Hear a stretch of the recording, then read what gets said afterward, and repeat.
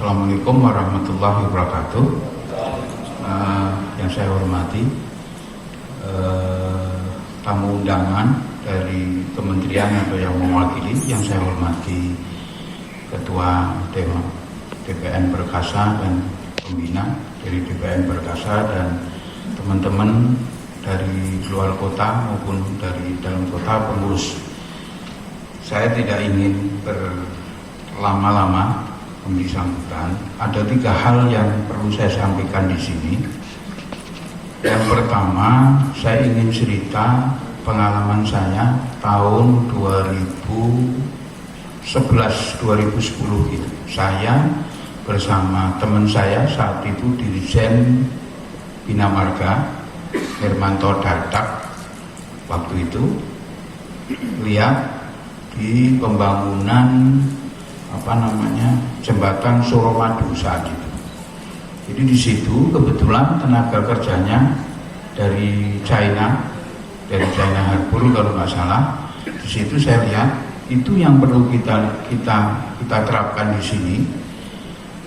Ternyata tenaga mereka ini itu 3 in 1. Yang pertama, mereka yang kerja, sehabis itu mereka yang quality control. Jadi andai kata ini tukang batu, dia yang pasang batunya, dia yang tarik talinya lurus pakai alat khusus. Saya lihat waktu itu. Setelah itu sekitar pada maghrib itu, saya lihat di pinggir jalan itu para tenaga kerja China itu masukkan data ke laptop, langsung nyambung ke pusat China sana. Jadi day per day, orang per orang, hari per hari, itu semua terkontrol di pusat. Jadi mereka langsung laporan, tukang yang kerja itu sendiri. Jadi tukang yang kerja itu, tukang batu, langsung quality control, langsung dia yang menginput data ini. Jadi hari ini sampai di sini, hari ini sampai di sini, hari ini sampai di sini. Itu yang perlu kita lakukan di sini dalam rangka sertifikasi. Kita harus, sebelum sertifikasi dimulai, kemampuan kita harus kita tingkatkan dulu, baru sertifikasi itu dilakukan. Kalau kemampuan kita belum kita tingkatkan, mungkin sertifikasi hanya nanti gantung lagi seperti proses, kalau nggak salah, sertifikasi dari insinyur waktu itu. Sampai sekarang rasanya setahu saya masih gantung semua. Itu satu hal. Yang kedua, kebetulan saya ini S1-nya elektro, S2 dari ITB, S2 elektro ITB, ngambil pembangkit di Schenectady di New York, satu kota namanya Schenectady. Jadi kaitan itu langsung ke fisika semua, fisika. Saya sempat bicara dengan Pak Presiden saat itu tanggal 1 April 2019 di Manado saat itu. Ada Pramono juga di situ. Pas itu saya bicara dengan teman-teman juga di situ. Indonesia kita ini, saya katakan Indonesia kita ini yang kita cinta ini adalah negara terkaya di dunia. Bahkan secara kelakar saya bilang di dunia dan di akhirat. Kenapa saya bilang begitu? Jadi dalam fisika, ilmu yang saya pelajari, ada satu percobaan yang menarik. Ada benda lingkaran. Lingkaran itu kalau kita putar setengah jam, terus kita lempar glitter secara acak, glitter dari atas dari bawah, terus kita putar lagi setengah jam. Begitu selesai berhenti, maka apa yang terjadi? Glitter itu nempel di tengah-tengah lingkaran itu semua. Jadi nempelnya di poros lingkaran. Glitternya tadi yang kita letakkan, lemparkan secara acak. Artinya apa ini? Artinya bahwa sumber daya alam dunia itu terletak di poros bumi. Sumber daya alam itu hampir dipastikan letaknya di poros bumi. Nah, kita lihat nanti bapak-bapak sekalian pulang lihat klub bola dunia itu. Ternyata setelah saya hitung batas darat laut, kalau kita tarik sesuai dengan perjanjian internasional, Indonesia kita ini sepertiga lebih sedikit lah, sepertiga lebih terletak di poros bumi. Nah, artinya kekayaan dunia ini sepertiga ada di Indonesia. Itu yang penting kita tahu. Negara kita ini super luar biasa, nauzubillah kaya, bukan kaya lagi. Karena sepertiga kekayaan dunia ini ada di bumi Indonesia ini. Nah, kembali lagi, saya ingin mengatakan, saya tahun 2002 itu mencalonkan sebagai gubernur, wakil gubernur Sumsel saat itu bersama-sama Marzuki Ali yang sempat jadi ketua DPR saat itu. 2002 saya mencoba menghitung dengan teman-teman saya dari alumni ITB. Saya coba hitung kekayaan Sumatera Selatan itu hampir 80% tanahnya itu batu bara. Kalau di tanah yang batu bara itu, kalau dikonvers menjadi energi, maka bisa untuk mencukupi kebutuhan listrik Indonesia selama 1536 tahun. Itu baru batu bara. Di Sumsel itu ada panas bumi, ada minyak, ada gas, ada sawit yang luar biasa, ada emas juga ada di situ. Itu baru bicara Sumatera Selatan yang tidak begitu besar, karena Sumatera Selatan itu sudah pecah dari Sumbaksel jadi Lampung, Jambi, Bengkulu, Bangka Belitung. Nah, itu yang ingin saya sampaikan, bahwa negara kita ini luar biasa kayanya. Makanya dalam situasi terakhir ini saya selalu berkampanye bahwa hati-hati Indonesia. Kalau negara Arab, Teluk segala macam itu nggak ada apa-apanya dibanding kita di sini. Kekayaan kita di sini tinggal dieksplorasi. Terus satu hal lagi, saya ingin ngasih oleh-oleh ke teman-teman sekalian supaya punya pemikiran bahwa ini negara sudah nauzubillah kaya. Jadi tahun depan kemungkinan besar diproduksi, saya kebetulan dari elektro, namanya power bank, itu dari Korea sama Jepang, itu profesor Jepang. Power bank itu dibuat kapasitas maksimum 25.000 watt untuk rumah. Jadi kayak power bank HP itu, tapi kira-kira tingginya segini. Itu kapasitas maksimum sementara 25.000 watt. 25.000 watt itu untuk rumah mewah. 25.000 watt. Nah itu di strom atau dicas dengan PLN 2 hari, maka 5 harinya bisa dipakai power bank itu. 5 harinya gratis. Tidak perlu pakai PLN, 2 hari doang dicas, 5 harinya gratis pakai power bank yang akan diproduksi tadi. Nah subhanallahnya power bank ini itu mayoritas bahannya dibuat dari nikel, nggak ada yang lain. 90% lebih itu dari nikel. Nah nikelnya ini yang anehnya, ini subhanallahnya Indonesia ini, nikelnya ini harus dari Indonesia. Jadi nikel ornya sama, segala macamnya sama, nggak bisa. Harus nikel Indonesia. Makanya beberapa tahun yang lalu, setahun yang lalu saya buat surat resmi ke Presiden supaya ekspor nikel di stop. Karena ini nikel Indonesia dikeruk terus, dikeluarin, disimpan, setelah pada tahun yang sama dibuat power bank tadi, nanti power bank ini dikirim ke Indonesia. Padahal teknologi power bank itu tidak ada apa-apanya. Jadi mendingan kita stop ekspor nikel, kita buat di sini power bank atau mobil listrik atau baterai apapun kita buat di sini, kita jual, jumlahnya 12 kali lipat dari harga nikel itu sendiri. Jadi saya katakan ini, ampun, minta ampun sama Allah, ini negara luar biasa kaya. Kita baru bicara dari sisi sumber daya alam tadi. Saya sekali lagi saya ingin mengasih gambaran oleh-oleh ke Pak teman-teman pertukangan ini, kenapa ikan kita dimaling oleh negara tetangga, dan anehnya mereka tidak merasa maling, ngambil itu nggak merasa.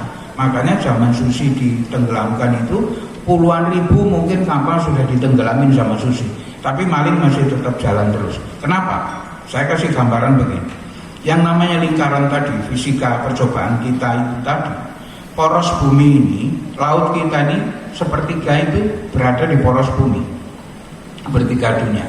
Nah, poros bumi ini relatif lebih hangat.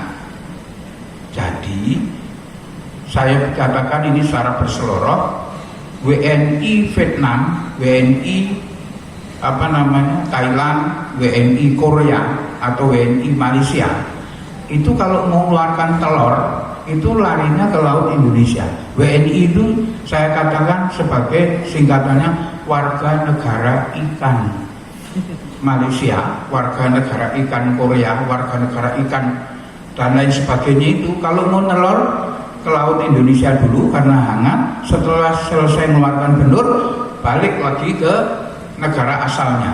Jadi mereka ini maling tidak merasa maling. Wong itu mboknya mbokku, mbok anaknya itu mboknya itu dari warga negara saya. Jadi cuma nelur tok di tempat kamu, selesai nelur dia balik. Nah begitu nelur banyak dewasa, nanti setelah umur tertentu baru kembali ke negara asal masuk. Nah sebelum kembali ke negara asal biasanya sudah dipanen. Nah itulah kekayaan kita, Indonesia kita ini. Jadi sepertiga dari ikan bumi itu sendiri kalau mau nelur juga ke Indonesia. Makanya ini negara sebetulnya menurut saya ini negara titipan Tuhan, surga, potongan surga yang dititipkan sama Allah Subhanahu wa taala ditaruh di sini. Nah, tinggal kita jaga dengan baik. Jaga dengan sangat baik, kemampuannya kita optimalkan sebesar-besarnya untuk kepentingan rakyat. Itu yang harus kita lakukan. Dan lagi, kalau kita belajar sejarah bahwa Indonesia kita ini negara terhebat. Dari sisi kebudayaan pun kita dulu paling hebat. Tidak ada satupun negara yang bisa mengalahkan Mongol. Saat itu membolehkan itu Eropa aja jatuh semua itu oleh serbuan Mongol. Cina, Tiongkok itu kalah beribu-ribu tahun hanya kalah oleh serbuan Mongol. Tapi Indonesia kita ini tahun 1200-an Mongol kubolehkan masuk setelah menaklukkan Arab, Eropa dan sebagainya. Masuk ke Indonesia kalah kok. Nggak bisa masuk ke Indonesia oleh Majapahit dan lain sebagainya, oleh Singosari. Kalah, nggak bisa masuk dan dia keluar. Itu kalau mau bicara masalah kebudayaan kita dulu. Ini hebat, negara ini memang hebat. Dari sisi alat musik aja, saya cuma berseloroh aja. Alat musik itu yang paling, kalau di Arab sana alat musiknya paling ngumpulin kulit, kasih kayu, pang jadi alat musik. Tapi di Indonesia enggak. Alat musik gamelan kita lihat di Jawa, di Sunda dan lain sebagainya itu terbuat dari logam. Nah logam itu adalah teknologi tertinggi zaman itu. Itu logam. Kaum Ad kalau kita baca Quran itu hebat, kenapa? Karena dia punya logam, besi. Digambarkan di Quran itu kaum Ad itu besar karena dia punya teknologi besi. Artinya yang punya teknologi besi adalah bangsa besar. Nah bangsa Indonesia kita ini sudah tahun 900-an, bahkan sebelum Masehi sudah pakai gamelan nih, sudah pakai kres, sudah pakai logam dan lain sebagainya. Artinya ini bangsa-bangsa besar. Ayo kita jaga. Dan yang terakhir yang mau saya sampaikan bahwa saya tahun 2018 ngikutin kongres umat Islam sedunia di Teheran dan Qatar waktu itu tahun 2018 23 Desember sampai November sampai 26. Nah, di situ hampir 162 tokoh negara, ada Perdana Menteri, ada Presiden, kebetulan dari Indonesia saya, ada Menteri Agama, ada Menteri Luar Negeri dan lain sebagainya. Nah, acara itu setengah 2, setengah 6 subuh sampai jam setengah 2 malam. Di sela-sela itu saya pikir ini 3 hari di sini. Kalau saya tidur eman-eman, saya wawancarai beberapa tokoh di dunia di saat itu. Mereka semua sepakat saat itu ya 2018, dan itu saya sampaikan ke Pak Jokowi. Pak Haidar, jaga baik-baik Indonesia karena Indonesia adalah negara ke-7 yang akan dihancurkan secara massal dengan diadu domba setelah 6 negara Islam hancur. Apa itu? Afghanistan, Mesir, terus Irak, Syria, dan lain sebagainya. Jadi Pak Jokowi, mereka ini sejarah kita tahu persis. HTI satu-satunya presiden yang berani membubarkan HTI ya Pak Jokowi. Kapan itu HTI berdiri, tanggal, tahun, dan lain sebagainya, mereka semua ini tokoh agama internasional ini hafal. Jadi hafal detail, bergerak selama 19 tahun zaman Soeharto, 10 tahun SBY, 2 tahun Habibie, 2 tahun setengah Mega, dan lain sebagainya. Yang berani bubarin cuma Pak Jokowi. Jadi tolong Pak Jokowi dipertahankan untuk 2 periode. Saat itu 2018. Jadi saya bilang siap. Saya bilang ke Pak Presiden, kalau maaf, kalau si Rizik Syihab itu punya pameo bahwa dia adalah punya Kongres Ijtihad Ulama Indonesia. Saya seperti itu Pak Presiden Haidar Alwi diwasiati oleh ulama dunia untuk menjaga sampean supaya 2 periode. Itu 2018. Dan amanah itu saya terima, insya Allah saya jalankan dengan baik, dan alhamdulillah Pak Jokowi menang. Tinggal kita menjaga supaya negara ini tidak tercapik-capik oleh gerombolan radikalisme, intoleran, dan terorisme. Ada orang yang bilang, ini perlu saya sampaikan, di setiap kesempatan saya bicara selalu saya sampaikan. Makanya saya terkesan dan dicap sebagai Bapak Toleransi Indonesia. Saya bilang, ada yang bilang ke saya, Pak, ini Indonesia nggak mungkin Pak jadi negara dihancurkan seperti Iran, seperti Irak, seperti nggak mungkin. Saya bilang, jangan bilang nggak mungkin. Saya waktu kongres itu diputarkan film. Maaf, saya cerita secara lugas, diputarkan film karena saya masuk Komisi Dunia untuk Asia Tenggara. Jadi diputarkan film 2016 ISIS pernah mengadakan lomba sadis, dengar ini, sadis-sadisan mengeksekusi tawanan. Jadi lomba sadis-sadisan mengeksekusi tawanan. Jadi di film itu ada 167 orang ditengkurapkan begini, mau dieksekusi. Di belakangnya Al-Bujur, di sebelah ujung kanan itu meja kayak gitu itu adalah wasitnya. Jadi begitu sprint, Al-Bujurnya maju, dadanya diinjek, rambutnya ditarik, terus digorok. Setelah selesai, lepas kepalanya ditaruh di depan. Berarti kembali lagi. Setelah itu wasitnya menilai. Dan anehnya dari 167 itu paling sadis nomor 1, nomor 2, nomor 3 dari Indonesia. Paling sadis. Jadi paling sadis mengeksekusi tawanan ternyata dari Indonesia. 1, 2, kalau nggak salah ingat saya, 1, 2-nya itu masih warga negara Indonesia. Yang ketiga sudah pindah menjadi warga negara, kalau nggak salah, Filipina, tapi dari Marawi. Waktu itu Marawi kan bergejolak, jadi orang kita yang sudah pindah menjadi ISIS di Marawi, hitungannya tetap warga negara Indonesia. Jadi jangan bilang bahwa kita tidak mungkin diadu domba. Jadi di sini kesempatan yang bagus ini saya berpesan supaya menyatukan barisan, bahwa ini negara titipan Tuhan untuk kita perbaiki, untuk kita bina menjadi negara paling hebat di dunia. Saya yakin 2045 saat kita memperingati Indonesia Emas, kita sudah menjadi nomor 1. Bahkan menurut saya 2030 aja kita sudah jadi bangsa pemenang di sini.